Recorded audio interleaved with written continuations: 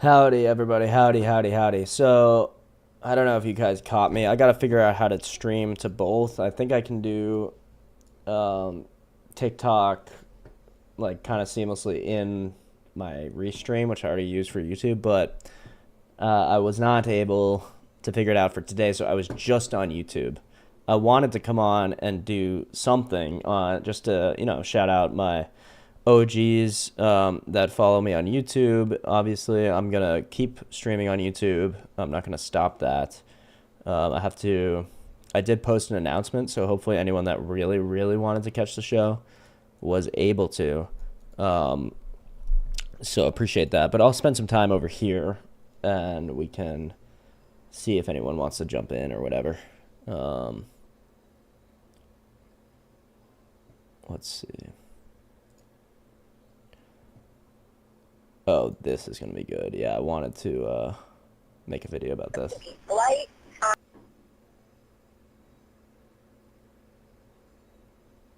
Okay. Sorensen made this Psycho Karen makes false police report? Question mark? Exclamation point? Let's see. call to 911. Police, you're reporting an emergency? I suppose so, yes. What are you reporting? I was just at the Michaels here in Petaluma, and a couple tried to kidnap my children. Tell me exactly what happened.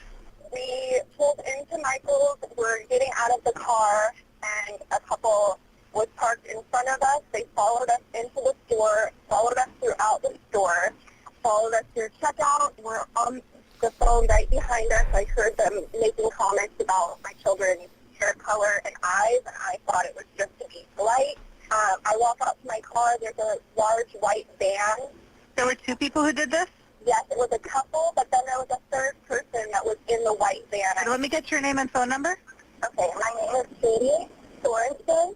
Okay, I've got an officer. He's little going to go too close to check the Karen. parking lot of Michael, see if we can locate that van. After receiving this unnerving 911 call, Officer McGovern and his trainee meet Katie outside of the police station to get her story, starting with how the couple had supposedly followed her and her two young children into the store from the parking lot. They were kind of suspicious. They were watching me. I took a while to get out of the car because I had a stroller. They followed me throughout the entire store, every aisle I went down, got in line right behind me. We're talking on the phone, and I wasn't listening to everything they said, but they did say blonde hair, blue-eyed, boy, girl. They were talking about my kids, I think. Okay. The lady in front of me could kind of sense they were being off. They were just getting really close and just kind of saying weird things. Okay. And then she let me get in front of her. I checked out. They should have taken a while because they were another person behind me. Yeah. Although Katie might not realize it, what she tells the officer next will later come back to haunt her, as her story hinges on this one unsettling detail. They must have put their stuff down. They just followed me right out to the car. I called my husband, and we have a code word, so I said it, and he's just stayed on the phone with me until I got the kids out. We have a code word? What? Why do you need a code word? Honey, someone's following me. Is that quicker than broccoli? Broccoli! And then he has to just like guess what's going on. Okay. They were walking in circles around my car first, and then as I was buckling my daughter in, they came up to the stroller, did one circle around the stroller, saw that I was watching them, and I don't know why I got too scared to say something to them, so I saw an old man behind them, and he was looking, and we just made eye contact. I said, "Excuse me, could you help me lift this?" And he was an older man, so he must have had a caretaker or something. Yeah. They both came over and helped me and stayed with me until I left. As if this isn't terrifying enough, what Katie describes next is like something out of a horror film. And then, so where did the people go? So they got into their car. This was another big part. When I walked up, I knew what was happening because there was a white van parked right next to my car with the slider door right close, so they could have just put them in that white van. Okay. That's my assumption. So the only thing you heard them say is possibly a description of your two kids, or you and your two kids? Yeah, that's the only thing that was weird, but then they were circling my stroller and the car. Van that was parked wasn't their vehicle. They were in a different one. Okay. Okay, so not and relevant. So whoever was in the van, he got out, and then as those people were walking over to me, he got back in. And I made eye contact with him.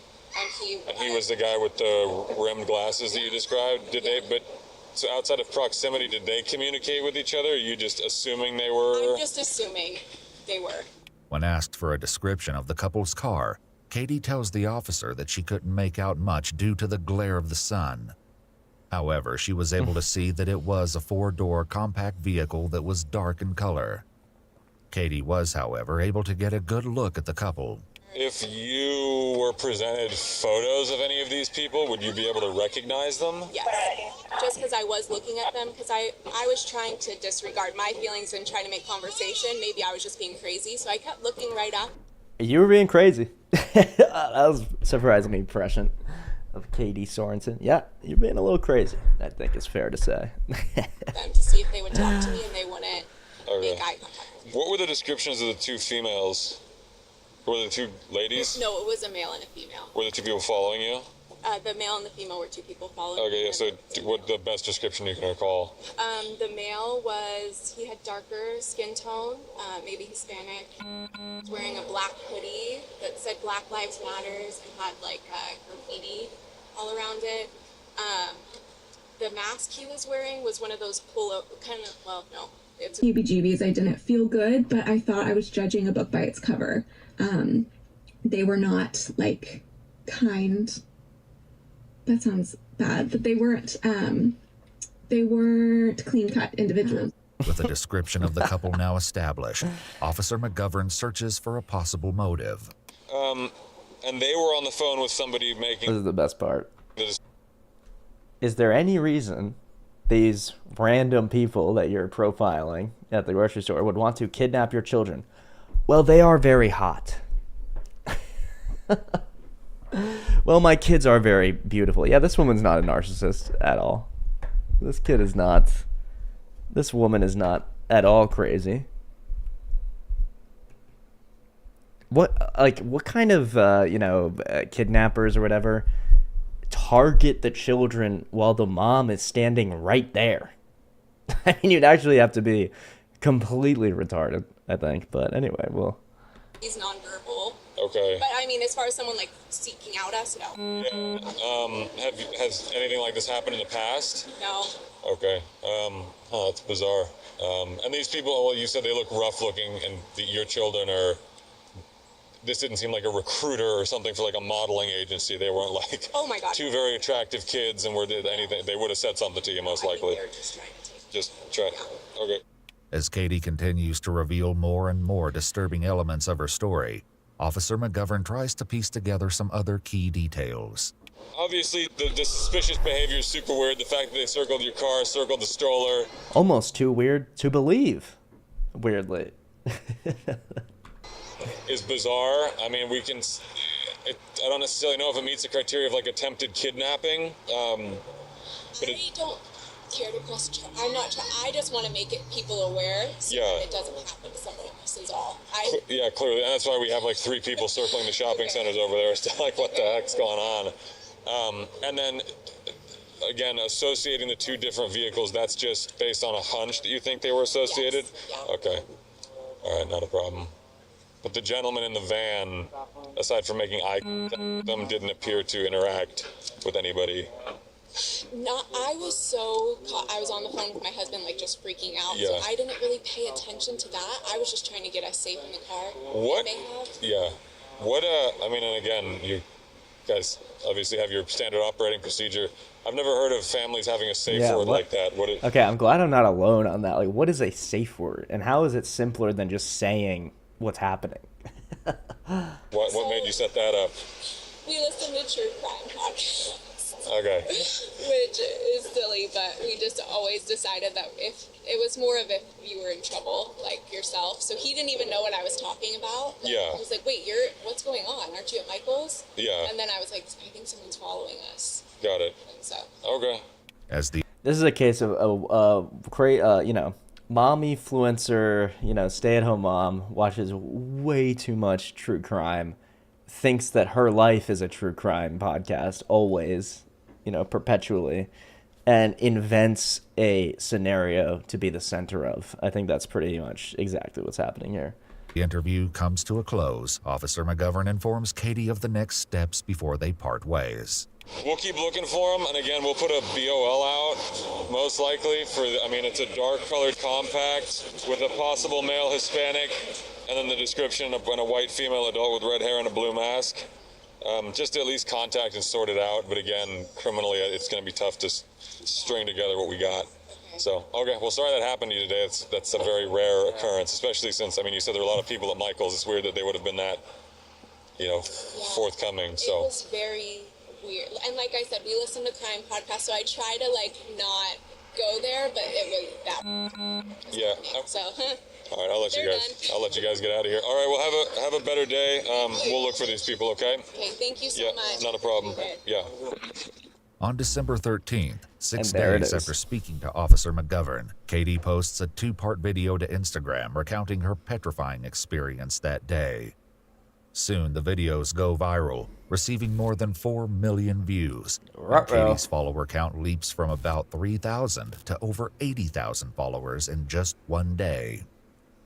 Katie's story is particularly I wonder what Katie Sorensen is up to now on Instagram. Oh, wait, we gotta finish the video. Did I spoil it? Did I spoil it for you guys? concerning for residents of Petaluma, as the city is home to one of America's most notorious child abductions, the kidnap and murder of 12-year-old Polly Klaas in 1993. Pretty soon, worried parents began calling the Petaluma Police Department, and the following day, on December 14th, Officer McGovern, along with Detective Yeager, head to Katie's house to confront her with some surprising This new is gonna be developments. so cringe. So I can it sounds barely like handle this. The initial statement that you gave Officer McGovern was a lot different than what you had posted on Instagram, and that's why we're here. Okay? Because what you posted on Instagram is pretty concerning to us. So if this couple is out there attempting to steal children, right? We need to get all the details that we can. Yes. So we were able to go to Michael's today and pull up the video surveillance footage from that. So there's just some clarifying stuff that. So I want to show you a couple photos just to make sure we're talking about the same people. Yeah. If you're willing to look at them. Of course. Yes. After positively identifying the couple, Detective Yeager presents Katie with her findings, subsequently flipping the investigation into the attempted kidnapping on its head. So on the video footage, this couple actually is in the store for about 5 minutes. Both of them? Yeah. And so we watched them.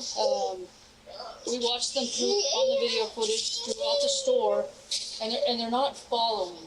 That you guys just happen. The only time you guys come back together is when you're in checking out. They come back. They actually have private items with them. So cringe. Before we blast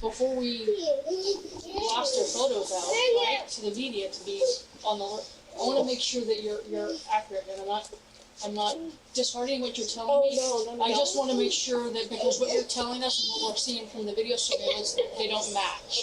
And I think I'm so glad that this happened because I think this was an important piece. I don't know if you were the officer, I can't remember. Okay, That's why I'm here. Yeah. Okay, yes. It's a lot of work. Yeah, this is my special needs, but She's huge. so when you're in a situation like that and you're on high alert, Absolutely. you think you're hearing things, you think you know what's happening, so this is an important step that I think. Awesome. Yeah, So when you're in that situation. You mean grocery shopping? You mean walking around Michael's? Fabricating crimes against like random Hispanic families? What if I did that every time if I accused every Hispanic guy that stepped in line behind me when I went to Ralph's, when I went to the grocery store, I would never stop talking to the police. I'd have like, that's great. You know, when you're in that situation, when you're buying art supplies at Michael's and you just feel like accusing someone. Not like trying to stick to my story or whatever like that. I mean, it's like if these people are out here doing what you're saying they're doing, Yeah. that's something for us to address, right? Yeah. Our next step is going forward with this. What's up, Comic Brandon? How you do? How it do, bro? Welcome. We're watching this mommy influencer get absolutely bodied by making a false police report. She's about to get shreked by this detective.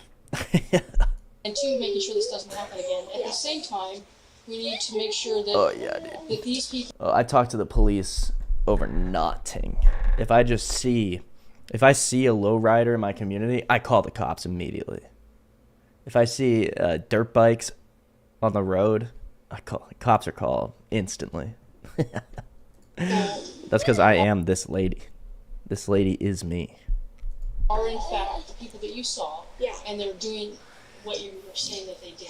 Because nobody wants to accuse somebody falsely, right? Exactly. Yeah, it's a and kid's that's why head. I'm a little discouraged. Get your mind out of the that gutter, Brandon. That isn't the same person that I saw in the parking lot if they were in there before me. Okay. So you just looked at the photo and you said you were definitely sure. I'm up 100% sure that that's them. Okay. The only thing that I'm sorry. Can I see if he'll go inside for a minute? Absolutely. It's just a little less distracting. Yeah. Thank you. Just as the heat is starting to turn up, Katie takes a pause to settle her son, granting her a momentary Thank you, Brandon. reprise from Detective Yeager's uncomfortable line of questioning. A few moments later, Katie's husband arrives Oh, home. good. Yeah, I get him involved. Dad, I'm assuming. Alright. That's my husband, Dave. Very cute kids, Dave. Very Yep. cute. Yeah, they are. Katie, people are trying to call you. Yeah, I know you're busy, but just... I didn't realize. Sorry, you probably won't leave me alone, so as long as That's it's fine. okay with No, you. absolutely. So anyway, back to this. We want to make sure that, because we are going to put their pictures out on media, that they're 95% chance those are your kids, Brandon. I think Dave is gonna have some words for you. Or are you saying that because they're absolutely stimming out right now? Yeah, here comes you. Nice. in fact said we're doing that, and they reached for the stroller, and you thought they were going to kidnap you. These are important Yeah, things that we yeah. That part, without a shadow of a doubt, that is what was happening. There is absolutely no rhyme or This is reason hard to to someone watch taking steps forward with and the kid that is freaking without a out. shadow of a doubt. I can see how the timing. Can't the of dad take the- following? Yeah. The timing of following in, I can see how that could have been misinterpreted. Do you remember what they were saying to you? They didn't say anything to me. Okay. They were talking about the kids. They were describing their features. Okay. And then they said There's another one? they made What the- comments about him not wearing a mask. I didn't listen clearly to everything that they were saying, but they were saying blonde hair, blue eyes. It'd be easy to distract. It'd Yeah, be easy one to... year old. Yeah, they were just saying like things. Usually, what I was expecting at first was I thought they were going to make comment to that my kids were wearing masks, so that was where my head was at. Oh yeah, sure. Yeah, everyone's just thinking about how cute your kids are, not how annoying they are, probably. These people were just absolutely roasting her kids in Spanish, probably, and said a couple things that sounded like blonde hair, blue eyes, if even that. And then she's like, my kids are so cute, they just definitely wanted to kidnap them. Who wouldn't want to kidnap my precious little angels? And so I wasn't really listening in detail. I just heard mask kid the first time that I heard them talking. Yeah, I agree At with this that, very Brandon. moment, Katie has just backtracked on something she said in one of her Instagram videos. In both encounters with the police, Katie makes it clear that she didn't hear the man speak much. When her kids get raptured, she's gonna blame it on a bunch of Mexicans. Her kids get raptured and she's left behind, and then she blames it on the Mexican family next door. However, she told her followers that after the couple described her children's features, she claims she then heard the man say, The boy will be easier because he's not wearing a mask, so the mom must not really care. Oh about him. yeah, you're really Sorry, I wanna, sad. like, You're be- really No, crying. I really do want to be 100% sure because I do not want to falsely No. anything. Yeah, it's a little late for that. as the awkward conversation It's a continues, little late for that. Katie finally acknowledges what brought the police back to speak with her. Like this whole Instagram thing. Like yesterday had 3,000 followers, mostly friends. No, from school Jesus, with me. yeah, I did not exactly. think that this Jesus raptured my kids. He stole my kids. Jesus thought my kids were so cute that he brought them up to heaven without me. She calls the police. All the police are still there. None of the police got raptured. was going to be anything at all. In order following us because they live in Petaluma because now they're afraid of their children, which is one step. So we either want to reassure them that we're doing everything we can to find them, or it was like we're trying to give you justice and to do the right thing here. At the same time, there's a lot of eyeballs watching what's happening. So 100% they reached for my stroller. 100% they were saying things that they shouldn't have been saying about my kids. 100% they circled my car at the end. It should be noted that this is now the third time Katie has told officials that the couple circled her car. Yeah, what is First that to about? dispatch in her initial 911 call, then to Officer McGovern when he met her outside the police station, and now to Detective Yeager. Despite her claims that the couple 100% circled her car, she described the incident to her followers on Instagram differently. And they walk around, not the full perimeter, but half of the car. They go back and forth around half of my car.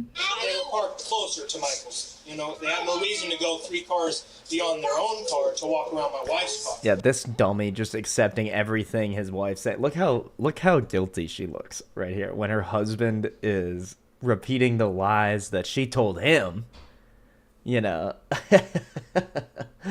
Somewhere in that house a meth pipe is getting lonely. Couldn't have said it better myself. At least people don't really seem like meth people per se, honestly. They seem more like I don't know, just like a couple Bush Lights and a true crime podcast. And I don't know what else. What do they watch? American Idol? I don't think people smoke meth and then watch American Idol. You know what I mean? That's what's really...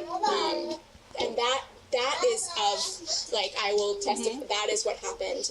One thing that I have felt like I don't have 100%, and when people ask me, I say, I don't really know, is the white van. It very well could have just been coincidental that someone was in a van right behind me. Although small, this is another discrepancy in her story. There was a white van parked right next to my car. Next to Perhaps sensing Detective Yeager's skepticism, Katie's husband chimes in to back her up. You tell them details like you went to the very back corner of the store to get your spray paint and they followed you. So they watched the footage, and this couple didn't come in. It's not the same couple that came in at the same time as These people that she's saying. Now the husband's like, wait a second. Fuck. I forgot my wife is a liar. Damn it. I always forget that my wife is a liar when I defend her to the police that are at my house. Oh, bummer. We're already in the store 5 minutes before.